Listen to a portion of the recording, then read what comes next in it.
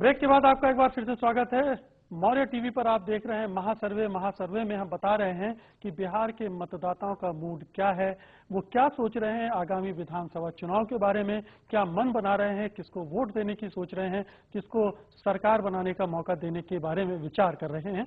अभी हमने ब्रेक के पहले विभिन्न जाति समुदायों के बारे में चर्चा की। हमने देखा कि पिछड़े क्या सोच रहे हैं, दलित क्या सोच रहे हैं, मुसलमान क्या सोच रहे हैं और जो आदिवासी हैं, अनुसूचित जनजातियां हैं, वो इस बारे में क्या सोच रही हैं।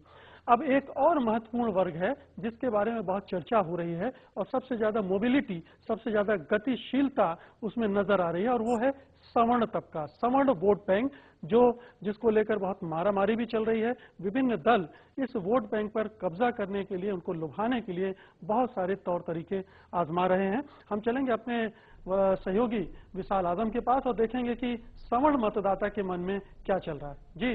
जी मुकेश जी, अब बारी है सवर्ण मतदाता की। महासर्वे का नतीजा बता रहा है कि सवर्ण तबका जो है वो सत्ताधारी गठबंधन एनडीए के साथ बना हुआ है। नारंगी रंग की पट्टी वृत्त चार्ट में साफ तौर पर बता रही है कि बीजेपी के साथ सबसे ज्यादा 35.3% सवर्ण हैं, तो दूसरे नंबर पर जेडीयू।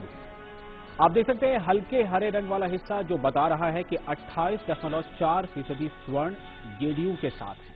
इस तरह एनडीए को कुल 63.7% स्वर्णों का साथ मिल रहा है।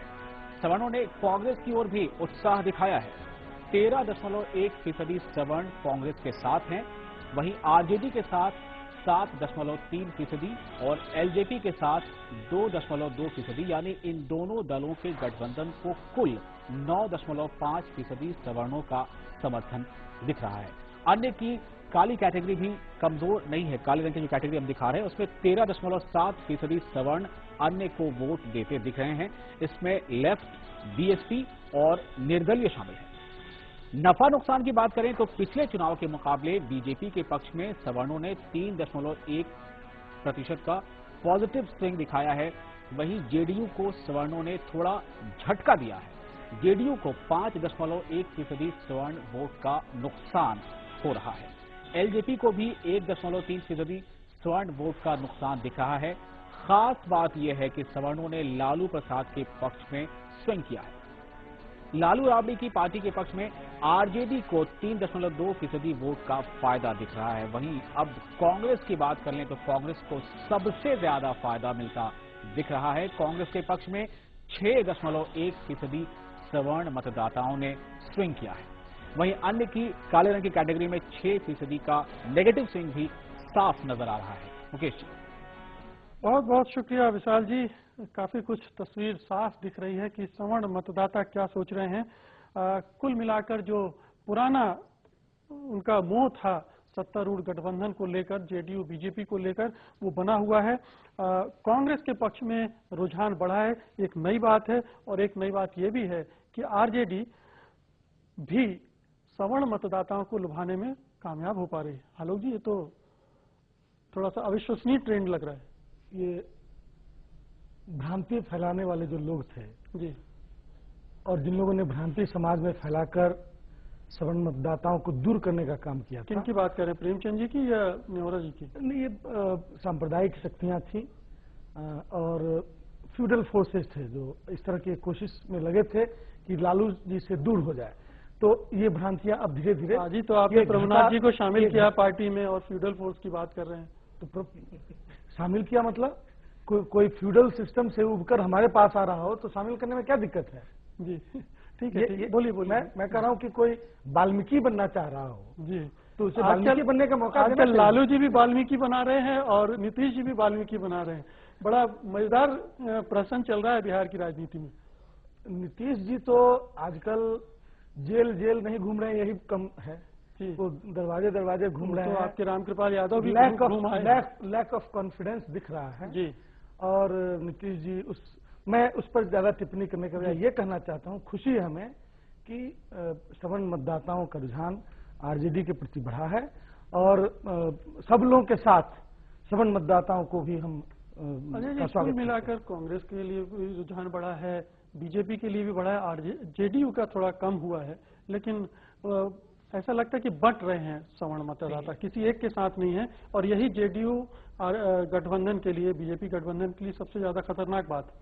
एक तो सर्वे में ये बात बड़ी खुल करके मेरे समझ में नहीं आ पा रही है बात बहुत स्पष्ट ढंग से कि सवर्ण मतदाता जा रहे हैं सबके साथ, वो कांग्रेस में भी जा रहे हैं, आरजेडी में भी जा रहे हैं, लेकिन उनका नुकसान जो उनके ट्रेडिशनल पार्टियां हैं जी, नुकसान जेडीयू का हुआ और अच्छा खासा हुआ है, 5.1%, यही बट रहा है। तो वो कितना बट रहा है जी, मेरे ख्याल से फायदा कुछ ज्यादा दिख रहा है, घाटा उतना बड़ा नहीं दिख रहा है। नहीं, घाटा खैर वो अब स्टैटिस्टिक्स का मामला है, उसमें कैसी चीजें जाती है, लेकिन ट्रेंड बहुत स्पष्ट है कि जो अगर सवर्ण वोट बैंक अब एक सत्तारूढ़ गठबंधन की बपौती नहीं है। वो किसी की बपौती नहीं है, बल्कि इस चुनाव में जो हम कहेंगे किंग मेकर की हैसियत में वो सवर्ण वोटर्स होंगे, क्योंकि अब लोगों के पास जो है जितनी भी पॉलिटिकल पार्टी है वो सवर्ण वोटर जिनके साथ जुड़ेगा उनकी इस चुनाव में स्थिति बेहतर हो जाएगी। वो यूपी का जो एक्सपेरिमेंट था कुछ हद तक बिहार में भी कुछ पार्टियां इम्प्लीमेंट करने की ताक में हैं, तो इसलिए सवर्ण वोटर्स इस इलेक्शन में मायने रखेंगे, क्योंकि जो पुराने ओबीसी वोटर्स थे वो तो दोनों तीनों पार्टियों में बटे हुए हैं। जी नोरा जी, क्या नीतीश जी ने जो महापिछड़ा, महादलित, पसमानदा वगैरह की बात की, उससे सवर्ण थोड़ा उनसे खिसक गए? देखिए, सवर्ण जातियां जिस सरकार से उबकर नीतीश जी को समर्थन किया था,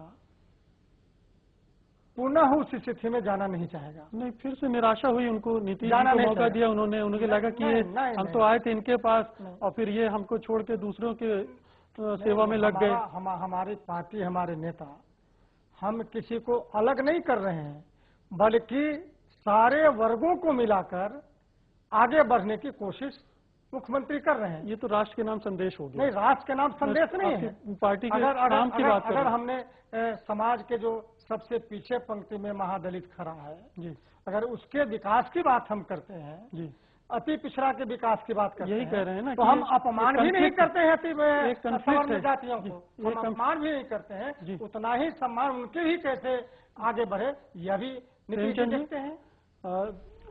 खुशी की बात है आपके लिए, तो आज बिल्कुल लगता है सर्वे मैं बता रहा हूँ कि इसमें थोड़ी मुझे लगती है दिवाली मनाने का दिन है आज। नहीं, मुझे लगता है कि कुछ कंजूसी इस पॉइंट पर आपका सर्वे दिखा रहा है।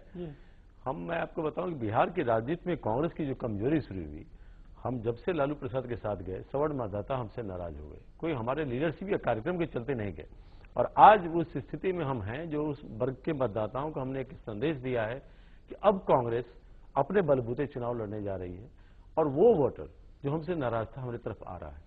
और जेडीयू को तो और नुकसान होना है। जेडीयू ने तो पिछले लोकसभा चुनाव में ब्राह्मणों को एक टिकट तक नहीं दिया था, अभी मैथिली भाषा को चुपचाप पाठ्यक्रम से हटा दिया है।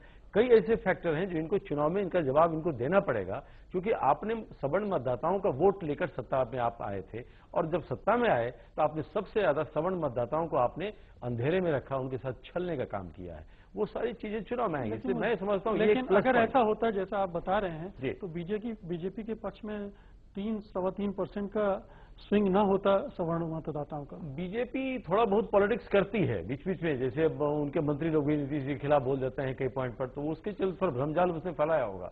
लेकिन जो फैक्ट है, ग्राउंड रियलिटीज है, सवर्ण मतदाता बाय एंड लार्ज कांग्रेस को इस बार वोट करेंगे, चाहे आरजेडी या जेडीयू सब कुछ कर लें, वो हमारे लिए एक बहुत ही पॉजिटिव साइन है। हमारा बेस वोट इंटैक्ट हो रहा है। और अब वक्त हो चला है एक छोटे से ब्रेक का, लेकिन ब्रेक के बाद जब हम वापस लौटेंगे तो बात करेंगे क्षेत्रवार आंकड़ों की। हम देखेंगे कि अलग अलग बिहार के अलग अलग हिस्सों में मतदाताओं का रुझान, रुख क्या एक ही तरह का है, क्या मिथिलांचल में कुछ और है, भोजपुर में कुछ और है और मगध में कुछ और है। इस तरह से हम अलग अलग क्षेत्र में जाएंगे और देखेंगे कि वहां के मतदाता किन दलों, किन नेताओं की तरफ अपनी उम्मीदें टिका रहे हैं, अपना वोट उनको देने के बारे में मन बना रहे हैं। आप कहीं मत जाइए, हम फौरन वापस लौटते हैं। देखते रहिए मौर्य टीवी।